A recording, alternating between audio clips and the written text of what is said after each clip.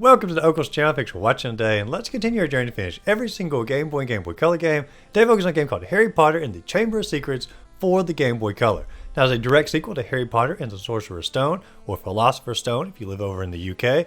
And they basically use the exact same game engine for the first game, sort of carbon copied over for this one, and tweaked the graphics a little bit to make them a little bit better, as well as updating the story to allow for the second book. But for the most part, the games are going to be identical when it comes to the game engine, the overall map, some of the sprite decorations, the sprites themselves, the RPG elements. All of that's going to repeat pretty much directly over from the first game, but they are going to improve it in pretty much every single way. Like, instead of just being able to play as Harry Potter, now you can have like a full team. You can have a Hermione, Ron, Lockhart at one point on your team, the Phoenix is on your team at one point, so you actually have like an RPG team that you can build and level up, and also find different items that are applicable to only those particular characters. And so they really did try to expand the RPG elements. They tried to expand the mini games as well, as you actually get to play like quidditch inside the game. You get to drive the car throughout the environment as well. And so like they took everything good about the first game, which was already a great game in its own right, and basically duplicated over and improved it in pretty much every way except for one, and we're going to get to that as we go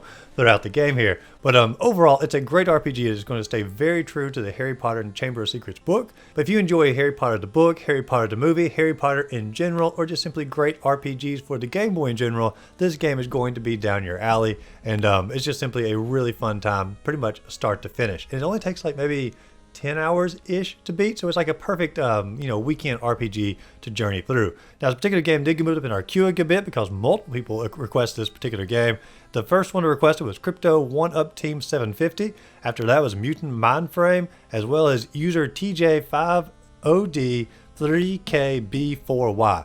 Almost certainly a YouTube auto-generated name there, but hey, maybe all those initials may mean something to that particular user. But it's a very requested game, and I can see why, because it's a fantastic game in every single way. It's also a small bit of trivia here, the very last Game Boy Color game that was ever created. So if you have this particular game, you have a little bit of a gaming history right here. I don't know if it's worth a whole lot of money, but it is definitely a historical game in its own right. Now, I always like to start the videos off with the box art for the game first, and the box art here is pretty iconic for the series. You have Harry Potter right there in the middle with his little glasses on, little lightning bolt on his forehead, got his wand reared back, getting ready to cast a spell here, and you have a basilisk or a giant snake shadow in the background. And I don't mean to spoil the game for anybody, or the books or the movie, but they are like 25 years old at this point. But the giant basilisk is the monster that's hiding in the Chamber of Secrets. And so the cover here sums up the overall story of the game pretty much perfectly. However, there is one flaw in the cover here, and that's the idea that Harry Potter is using a wand for this final battle against the giant snake.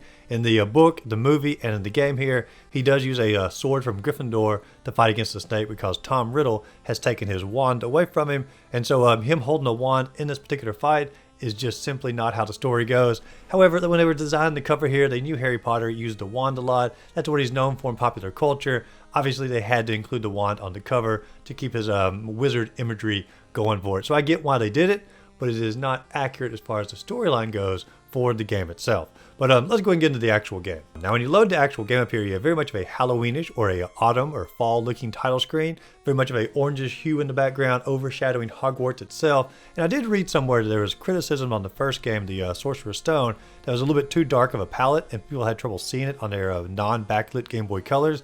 That's all we had at the time, and they tried to brighten this game up a little bit, and I feel like that is evident directly here in the title screen, because it is very much of a brighter scene, but still keeps that, I don't know, witchy atmosphere at the same time. Now, when you start up here, you are Harry Potter, you're stuck inside your relative's house, you're locked inside your room, like a prison cell basically, and you're just sort of hating your life, wishing that you were back at Hogwarts, wish the fall semester would roll around, and you get back to your wizarding adventures. And while you're sitting there sort of a wishful thinking, Dobby, a little house elf, is going to appear to you, and he sort of gives you a warning or a premonition that says, don't go back to Hogwarts. And you're like, I don't know what this is all about. And while that's happening, Ron and his brothers show up in a magic-infused car outside your window, and they basically say, like, get your wand, get your owl, get your folio triplectus, and get all your stuff, your suitcase, and hop in the car. We're heading back to my parents' house to sort of spend the night and get geared up before we head off into Hogwarts. And so obviously you're excited about this. You get to choose your magic card deck, because the magic cards are back from the first game where you like collect different cards and can cast different spells and whatnot. I choose the Merlin deck. I can't remember what the other deck was, but I did choose the Merlin deck. I don't know if it makes a huge difference as far as like play style goes. But you choose your deck, you hop into the car, and you have a great little cutscene of flying across London here, and then landing at the Weasley's house. And when you get there, you get to meet like Ron's dad, you get to meet Ron's mom, his sister is there as well, his twin brothers, and you get to meet the entire Weasley family. And then you get to explore their household a little bit, and this counts as the first level inside the game, because as you're journeying through it, you're going to see these little clouds, which if you touch, you get sucked into an RPG battle, and you have to battle against one of Ron's dad's magic-infused items in the house, like a lamp or a fan or a vacuum cleaner. Very much just household items that you would find. And you have all your spells from the last game. You have like 8 different spells you can choose from, and every spell has like 3 different variations depending on like how far leveled up you are. But when you start off here, the spells are sort of bare bone basic, and you're just simply fighting off all of these household appliances. And eventually, you know, if you leveled up a little bit, explored the house, found some items. There was one weird part. When you go up into the attic here, you can actually find a like a ghost or like a prisoner ghost inside the attic. And I was almost like, what kind of like dark history or dark secret are the Weasley family hiding here to have this prisoner ghost in their attic? I never did figure that out. If you know about that or is in the book or the movie, let me know in the comments down below. But this was a very much of a puzzling thing to me. It almost took like a dark turn to the Weasley family, at least from my observation on the game anyway. But eventually you settle down for the night, and the next morning when you wake up, there's a chore waiting on you. You have to help Ron de-gnome the garden, which means you need to find all the gnomes that are attacking the plants, capture them, and then toss them over the fence. And there are 2 mini games that go along with that. The de-gnoming part basically has like little gnomes pop up, sort of like the gopher game at Chuck E. Cheese growing up, where you sort of hit them with the, I guess, whack-a-mole. That's the correct term for it.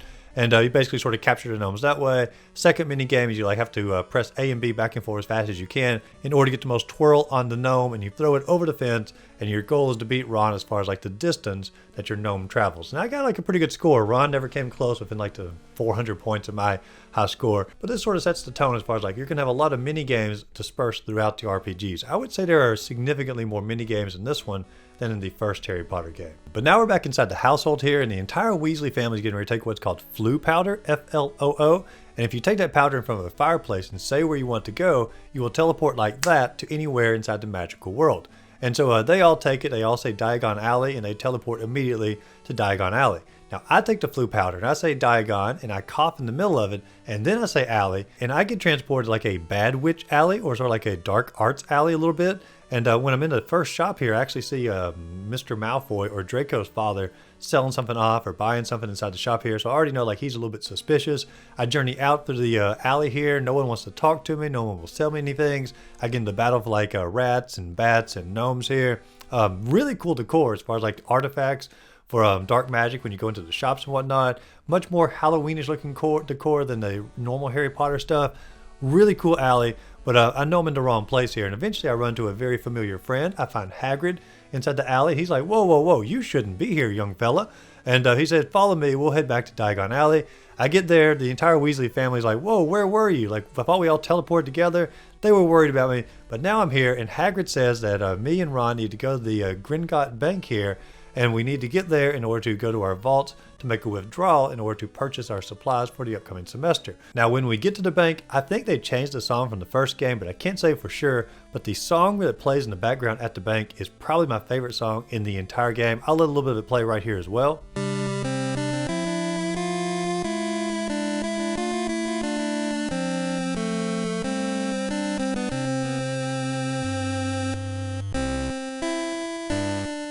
I don't know, it's such a peaceful song, and I can't say it like lines up with the bank itself a whole lot, but I just really enjoy this particular tune. But we talked to Griphook. He has a little cutscene of us like taking a little minecart here down to the vaults, and me and Ron have to search through the vaults to try to find our individual one and basically collect our resources. We get to Ron's vault. He's got like nothing there because the Weasley family is not a very rich family. We go to my vault. I have like tons of money because my parents passed away. They left it to me, but I can only take enough for the particular semester.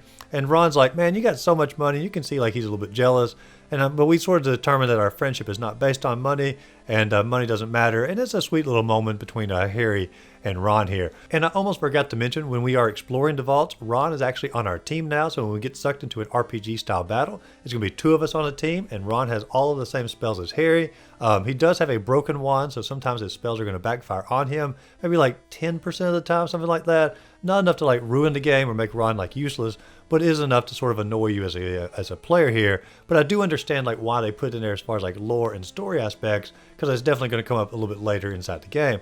But as far as like a gameplay aspect, it is a little bit on the annoying side. But Ron also has his pet rat Scabbers that he can summon throughout the battle as well. And Scabbers can do individual damage to a particular monster, or he can do like little effect spells on the monsters as far as like lowering their defense and such as that. And so Scabbers can only be used one time in the battle, but it does sort of make up for the broken wand, at least a little bit. But after we finish up with the vaults or the bank here, we go back out into Diagon Alley, we collect our supplies, buy our school books, all the normal, you know, early collection stuff for an RPG or a Harry Potter game. And we find out that there's a book signing from Gilderoy Lockhart inside the alley, and he's going to end up being the new professor of defense against dark arts at Hogwarts. And is a very self-absorbed man who loves to sign pictures of himself, loves to look inside of mirrors, just obsessed with his smile. A very interesting character, but he's going to have a few plot twists as we go here as well. And then it's time for us to head over to the train station to go to 9 3/4 to hop on the train to head off to Hogwarts. Now, we get over to the train station, and for some reason or another, everybody else gets to go up through the little imaginary wall here. But when me and Ron get ready to go through it, the wall's actually sealed off, and we can't go through it. So we're like, oh no, we can't get to Hogwarts. And then Ron says, hey, my dad's car's out there. Let's just get in the magic-infused car, and we can simply fly our way to Hogwarts. So we go out there, we get in the car, and we begin to fly our way out toward Hogwarts. And it's a great little scene here. Like the train is down below us, very beautiful countryside, great graphics for the Game Boy Color. But we basically sort of have to glide the car left, glide the car right, collect coins as we go. If the car gets too far toward the back of the screen, you feel like you're about to fall off, you have to go through a smoke ring from the train itself, gives you like a little speed boost, and you basically sort of follow the train all the way to Hogwarts. And when we get there, we actually missed a platform, and we actually crash into a tree here, and we have to journey our way down a tree in order to find our way to the actual castle. But I have to say, like the level here where you're actually like journeying down the tree and you have to fight off different like limbs and whatnot, it's one of the best like spooky aesthetics inside the game. And even when you get down to the bottom, you have to like fight the tree itself inside of an RPG battle. Overall, like great little miniature level for it, and I feel like it captured the spooky feel better than some of the other later levels in the game. But we eventually get to Hogwarts, and when we get there, Snape and Dumbledore, they are upset with us because the whole car shenanigans here. They give us detention because of that, but our first mission inside the castle here is going to be to find the Gryffindor dormitory and get settled in for the evening. Now, before I go up there, which is on the final floor of the entire castle, I journey through every single level or every single floor of the castle, every single room, and I just sort of go up to every little place I can think of to try to collect different cards and different items, because they literally hide items everywhere inside the castle. I know at one point, like you're even in like the bathroom, you're like getting items out of the toilet, like a potion or something, and I'm like, you know, I do sort of draw the line when it comes to like finding potions in the bathroom or toilets in particular, and drinking those potions. I don't know, that's just not for me. But anyway, we journey through the entire Hogwarts castle here, and like everything is exactly the same as it was in the first game, except for one key core aspect that makes this game way better. And there's this little computer system here. It's actually a giant map or a kiosk of the entire castle. And so like anytime you figure out or wonder where you need to go, you can go up to the little kiosk here, look at it, and see exactly like which room you need to go to, which floor it's on. And this is incredibly handy, because one of my biggest complaints on the first game was just trying to remember like what is on every floor, whose room, whose classroom, whose office, where do I need to go, and sort of a lot of wandering around the castle. This time you can just simply go up to the kiosk, figure it out, and it's a fantastic addition to the game. I do wish they just simply made it where you could like go into your menu and see it, but at least it's there where I can actually see a menu or see a map of the overall castle. But we do go to bed for the night. We wake up the next morning. It's time for a herbology class, and because I played the last game, I know exactly where this class is at. It's outside of the Hogwarts castle, off to the left, like a little greenhouse. I go out there, I go into the building, everybody sits down, and our job is basically we're going to be to resoil or replant mandrake plant. Now, mandrakes are a very unique plant breed where if you like actually hear them scream, you either go unconscious or you die. I'm not really sure which one it was. I think it's die, but since they're baby plants or baby mandrakes, you simply go unconscious. But we wear earmuffs either way. And the teacher, she journeys off, has like a little mission or emergency to go to. And then when she leaves, all the mandrakes sort of pop out and they run off into the back garden area. And it's my job to go into the garden area to rescue all these mandrake plants. And so really easy to simply journey through the garden here, approach them, battle them, and then basically once you battle them, you've captured that particular plant. All of them are really easy to find until you find a giant cloud, as far as like enemy cloud. You approach it as like the boss of the area, and when you fight the giant cloud here, it's basically like a giant turtle. But I've learned a particular spell, it's like a giant lightning bolt spell. It blast out for my character here.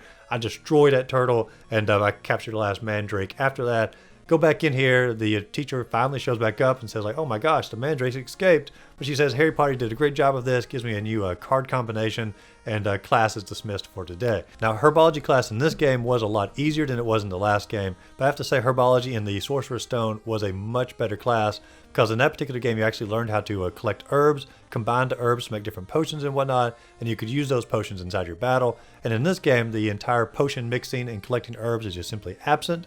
And I don't know why they did away with that. I felt like it was a cool mechanic in the first game that like really immersed you into the witchcraft or the wizarding school. And I feel like they really missed an opportunity to do it inside this game as well. Now our next class is going to be Defense Against the Dark Arts, which is going to be taught by the smiley man, self-absorbed fella, Professor Lockhart. And he basically has like a little mission here where like these little demon fairies escape from a cage. And we have a little mini game where we have to basically click or hold the A button down to create like a little capture ring. And we have to capture the fairies and put them back in the cage. Not a hard mini game, very simple. And when we do that, we've actually completed our Dark Arts class here. And at this point, a new teammate is going to join us. Hermione is going to join our team here. And she doesn't have like a Mr. Scabbers move as far as like a pet rat, or she can't like identify potential weaknesses of the enemies. She has a special move called the lecture move, and she can actually I guess lecture or scold me and Ron here, and she can like beef us up as far as like making our defense better or our attack better or heal us a little bit. So she's basically like a mage inside the game, but it's just really weird. Like her move is called like lecture or something like that, which does fit with her character, but I don't know, it just sort of had me cracking up a little bit. But now that she is on the team, I take the time to sort of journey up through the castle here, complete a few little side quests as far as like delivering books to different people. I think I got the spell Ad Nauseam here, which is like a poison spell, which I adore inside the game. I'm going to use it for the entire rest of the experience. But eventually we are called to go to our very first Quidditch practice, and we get down there, and the Quidditch game, I woefully misunderstand the rules at first, and I fell completely miserably here. But the goal is basically you're on your broom, and there's a little Quidditch here, or a snitch, I think is what it's called, and it flies through the air, and you basically have to press the A button to speed your broom up, or press the B button to grab the Quidditch, and when you grab it, you officially have won the little match here. Like I said, I woefully misunderstood, and I got stuck down at the bottom of these little rafters, and I fell off the broom, and I basically lost the match horribly. And after that, Malfoy shows up, and he's like, hey, you know, look what my dad bought my entire team. These super brooms or whatnot. It's kind of like the Broom Master 2002. I think I just sort of made that up there. But it's a super broom, top of the line, and we obviously don't have that, so Malfoy's being a little bit of a jerk here. But that's sort of along the lines of his character in general. But he does insult us a good bit, and Ron gets upset. He like casts a spell on Malfoy, and his little broken wand here backfires it on him, and he gets sick from it. He starts vomiting out slugs. It's a pretty grotesque little display here. It actually shows him like vomiting out, which is unusual for a E-rated game here. But he vomits these slugs up, and we're like, who can help us with this? We figure out Hagrid's going to be the best person, so we journey off to Hagrid's hut in the bottom left-hand corner of the map here. I only knew that because I played the first game, and like I said, the maps do repeat here. We get down there. He gives like an ingredient list of things that we need in order to make a potion to get Ron feeling better, and we journey off into his garden here, and it is so incredibly easy to find all these ingredients. Like the last game, they really made you search hard to find ingredients. This game, they basically put like little holes inside the bushes where you knew exactly where to search for these ingredients, and it takes you like maybe like 2 minutes max to find all of the ingredients. The only one you might consider a little bit hard to get to is behind a boss cloud, which is a giant man-eating plant, which is a pretty cool little battle. Very easy, but once you get past that, you get the last little ingredient. You go back, Hagrid makes the potion, he cures Ron up, he's back on our team now, and we go back to Hogwarts, and we get there, and immediately they throw us into detention because we still had to serve our sentence for the car. I get stuck helping Professor Lockhart sign papers, you know, basically, or autographs here, because he's, you know, so good looking and whatnot. And once that is over, I have to go back and play another match in Quidditch, and I do a little bit better, but I still fail pretty significantly here. And at this point, when we go back into Hogwarts, we get invited to Nearly Headless Nick, I think is his name. But we are summoned to his, basically his birthday party, but it's his death day party when he passed away. And he really wants us to come to try to impress the other spirits, so maybe he can join in their haunting hunt. And so we agree to go to this, and we journey down into the dungeon. And we get down there, and the only way to really impress the ultimate ghost, or the, I guess, top tier ghost, is to beat him in a game of bowling, or head bowling. And so you have like a little head here, a little bowling game.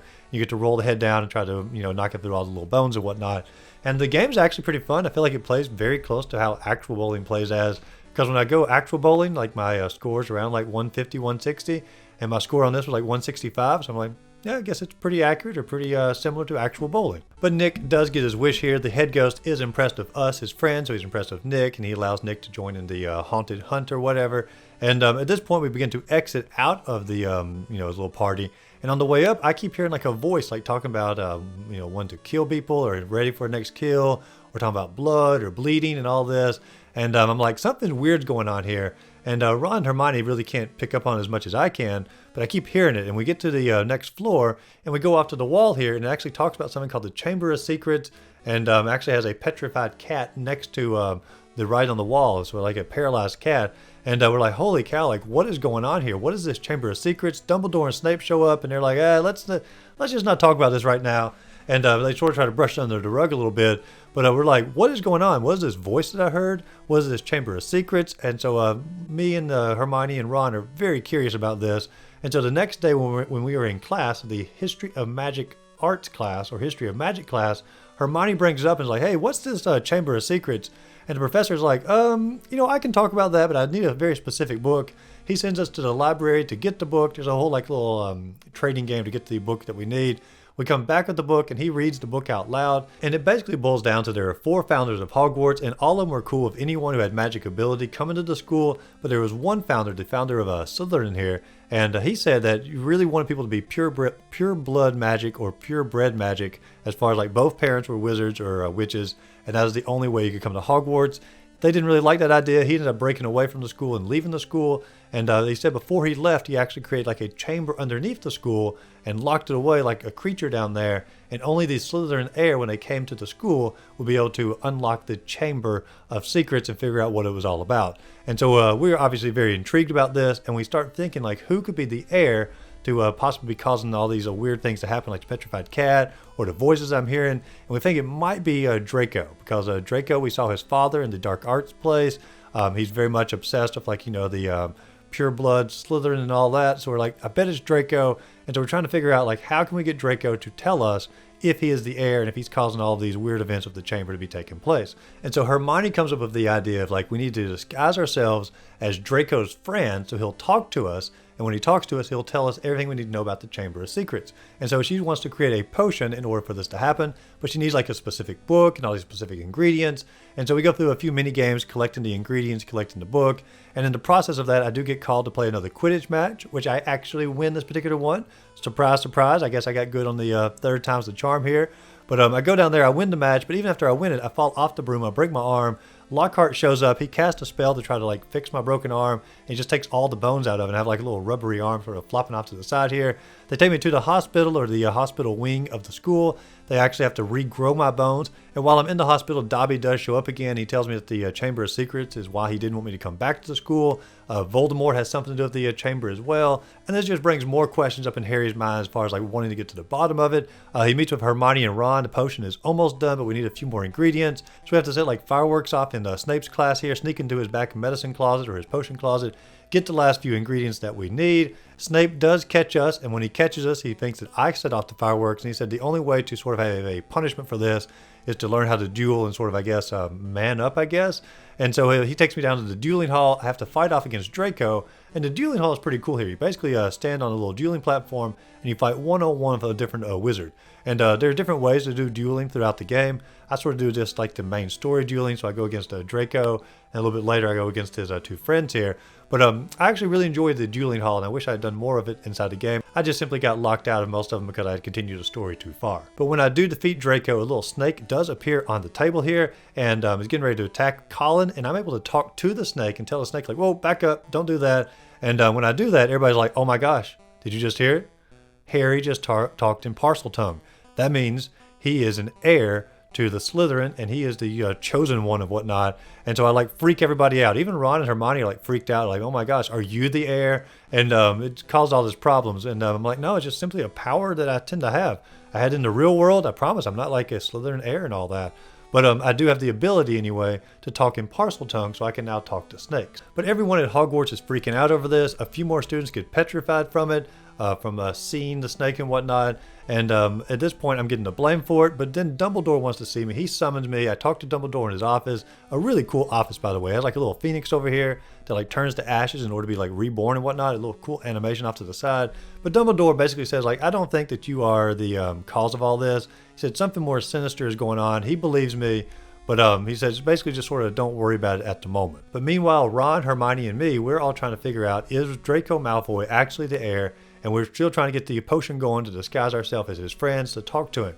And we finally get all the ingredients. We go into the bathroom, and Hermione is mixing up the potion inside the toilet bowl.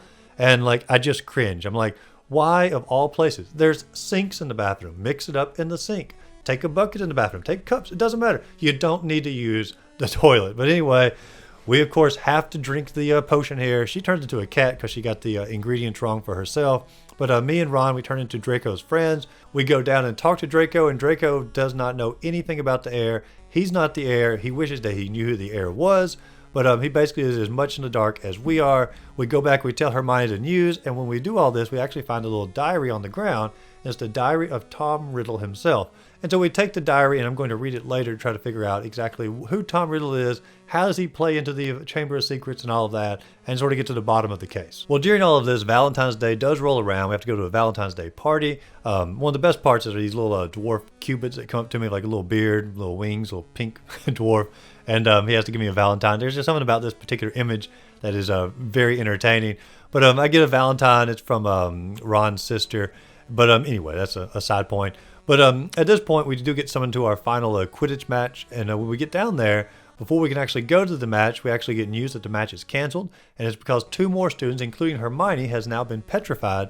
And so the match is off, and basically getting ready to possibly shut the entire school down because it's just simply an unsafe place for kids to be. And they also put a curfew on us to make sure no one goes out after a certain hour while they're trying to figure out how to do all the shutdown and such. But we really need to get to Hagrid's house, or Hagrid's hut here, because we found out from reading Tom Riddle's diary, he had something to do with the Chamber of Secrets, so we need to go visit Hagrid, but we can't get out there, so we end up getting my old cloak out, my invisibility cloak. We put it on, we journey outside of the Hogwarts castle, get down to Hagrid's hut. He's getting ready to tell us about the Chamber of Secrets, and then Dumbledore and the Ministry of Magic show up, and it turns out that Dumbledore is being released of his position because of the unsafe atmosphere at Hogwarts, as well as Hagrid because they still blame him for the Chamber of Secrets, even though we find out later it's not actually his fault. But before they are dismissed from their jobs, Hagrid does say something to us like, follow the spiders for answers. And we're like, okay, so we'll follow the spiders. We go outside of Hagrid's hut, and there's a whole little maze of spiders leading us directly into the Forbidden Woods here. And we follow that little maze of spiders, that little path of spiders, and we eventually get to an enormous spider who is actually Hagrid's pet that everyone thought was the monster inside the Chamber of Secrets, but it wasn't. It was just simply a pet that Hagrid had. And basically the giant spider monster tells us there's a different monster inside the chamber that even I'm afraid of. And I'm not even willing to go fight that monster. But before we can leave, the giant spider actually does attack us. So it sort of takes away his peaceful attitude and whatnot. And it's a fairly tough battle here, but I do poison him. And when I poison him, it really does help me out here. And I do have to do a little bit of reviving as well. But the spider here, not too bad of a boss as long as you go with the appropriate potions, as well as the appropriate spells of getting poisoned. But I will say the battle itself is pretty cool because like when you're fighting him, he can shoot out like giant webs out at you, or like when you kill him, like his little pinchers or a little mouth out front here just simply sort of flows off from right to left, sort of an awkward animation, but you know, still fun to observe anyway. But just an overall great sprite and a great battle.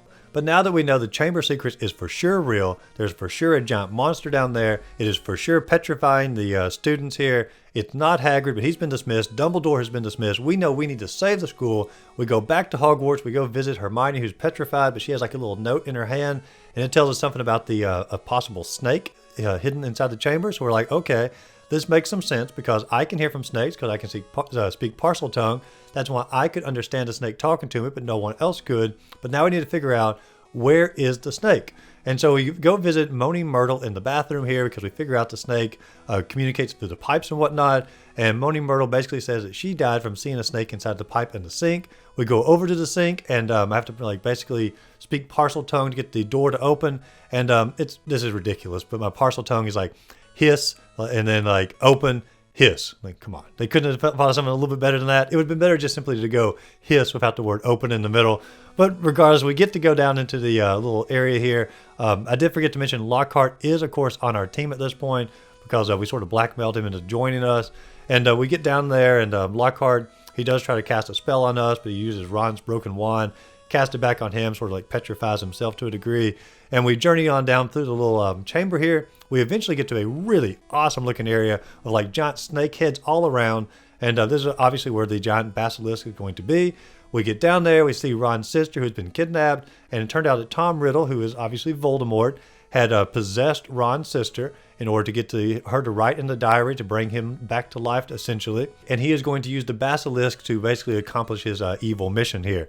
Now, before we get to fight the snake, the Phoenix from Dumbledore's office actually brings down like the sorting hat, and inside the hat is a sword of Gryffindor, which I'm going to use to fight against the snake with, because Voldemort has taken my wand, so I have no other way to fight him. And we go into a fight against the snake, and the snake fight is really not that bad because it's you and the Phoenix working together as a team here. And as long as you keep using the actual sword that they gave you and just simply keep using potions on your character to heal yourself up, the battle is pretty much a one-try victory.